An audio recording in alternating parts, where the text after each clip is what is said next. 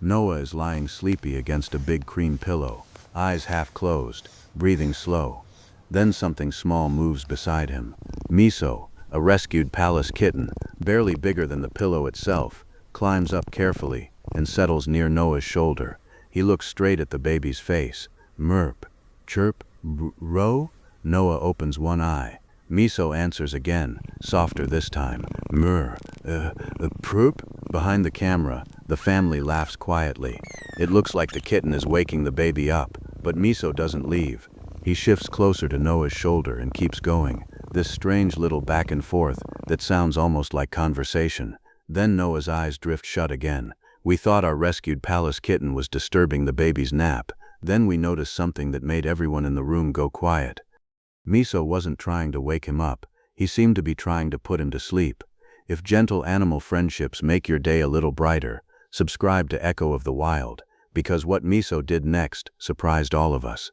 Miso wasn't always like this. He came to us young, still cautious, still learning that people weren't a threat. Specialists handled his early care. He didn't like sudden movement. He avoided open rooms. He picked quiet corners and watched the house from a safe distance, always ready to disappear. For weeks, that's all he did. Watch. He'd sit under the far chair, peek from the hallway, perch near the window when no one was close. If anyone moved too fast, he was gone before you could blink. Then Noah started making sounds, soft, sleepy. Nothing dramatic, just the small babbling noises babies make before they know they're making them.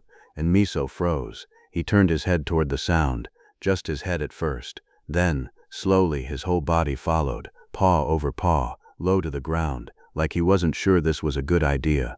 Noah babbled again. Ah, bah, Miso answered, one short chirp. Everyone in the room stopped what they were doing. Noah made another sound. Miso answered again. The family laughed. That surprised, delighted kind of laugh you can't hold back. It was probably coincidence. At least, that's what we told ourselves the first time. That night, Noah grew restless in his crib. Small sounds, a little fussing before anyone could reach him, and before anyone did, Miso was already there. He appeared at the bedroom doorway, quiet as always, and sat down. He looked toward the crib. Then he started talking. That same strange chirping cadence from the afternoon, low and steady, like he was picking up a conversation he'd started hours earlier. Nobody moved. Nobody wanted to break it. That was when we realized the afternoon conversation might not have been a coincidence after all. Noah is tired, but he won't settle. A parent rocks him gently. Nothing works. He fusses, kicks, turns his face away from the shoulder trying to comfort him. A few feet away, Miso sits still, watching. Noah fusses again. Miso chirps, just once, small. Noah pauses. Everyone in the room freezes. Miso chirps again. Noah turns his head toward the sound. Over the following days, something like a pattern starts to take shape. Whenever Noah gets sleepy, Miso shows up.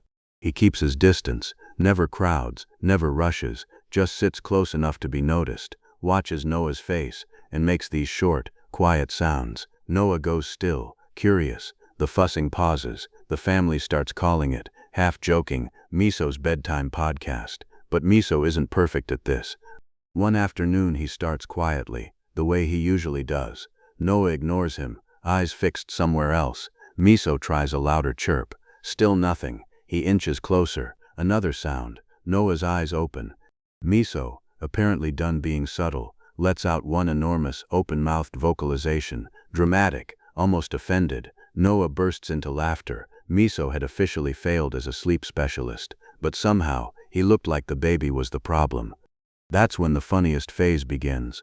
Noah starts answering back. Bah, Miso, merp, ah. Miso answers again, and just like that they're going back and forth, neither one making any real sense, both of them absolutely committed to the bit. The family starts recording everything.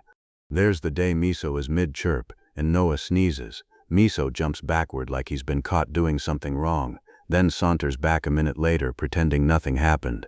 There's the day Noah grabs his own sock, and Miso stares at it like it's a threat. There's the day Noah yawns, and a few seconds later Miso opens his mouth too.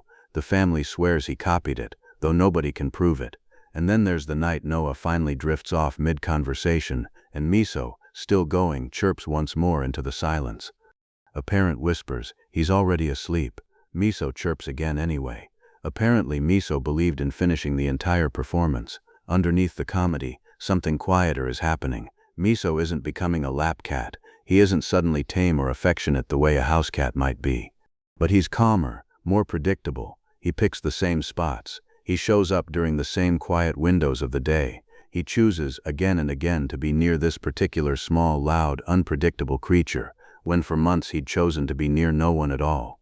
Then one evening, without warning, the routine breaks. Noah is put down for bed the same as always. Miso doesn't come. Minutes pass, then more. The usual spot by the doorway stays empty. Noah keeps looking toward it anyway, small glances, again and again, toward the place where the chirping should be. And for the first time we began to wonder whether Noah had been listening more closely than any of us realized. Noah lies awake, eyes open toward the doorway. He makes a few small babbling sounds into the quiet room.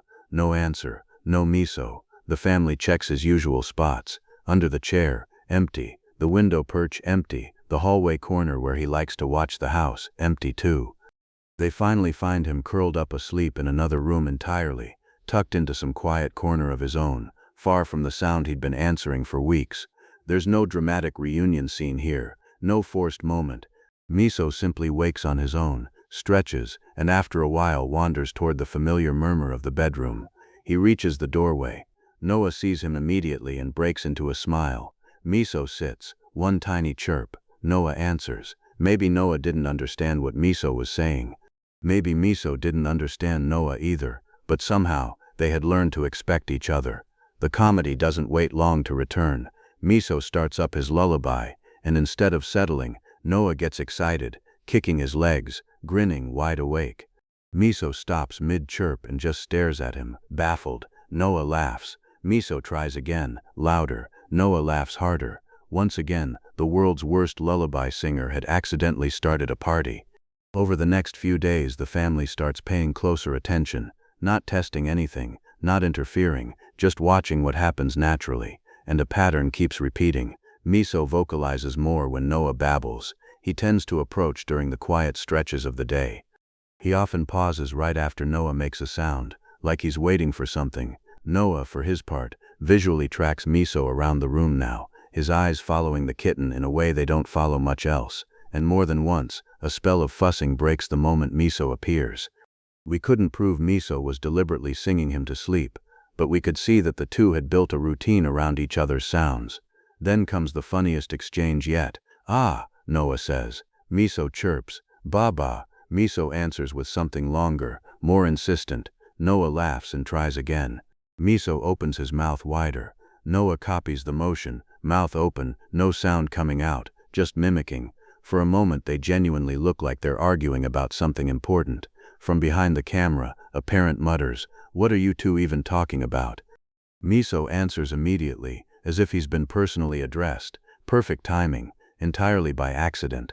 But underneath all the noise, something is shifting. One evening Noah is exhausted in a way that's different from usual, restless, overtired, the kind of night where nothing seems to help. The room goes quiet around him, and Miso walks in. This time he doesn't stop at his usual distance. He doesn't sit by the doorway. He doesn't hover near the edge of the room the way he always has, keeping his careful few feet of space.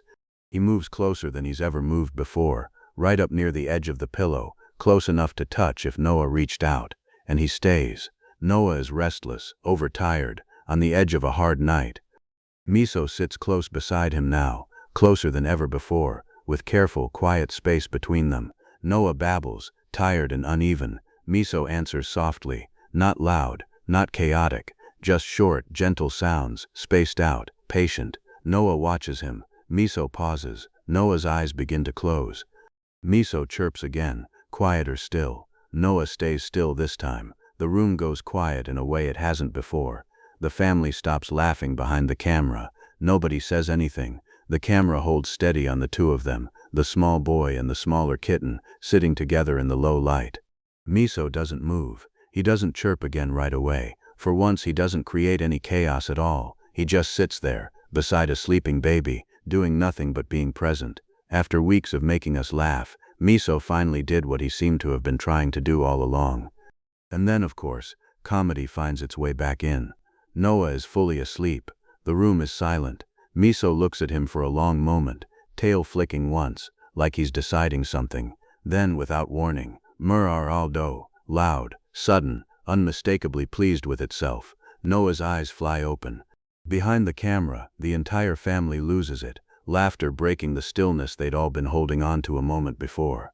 Miso sits there looking genuinely confused, ears swiveling, as if he has no idea why everyone's reacting this way.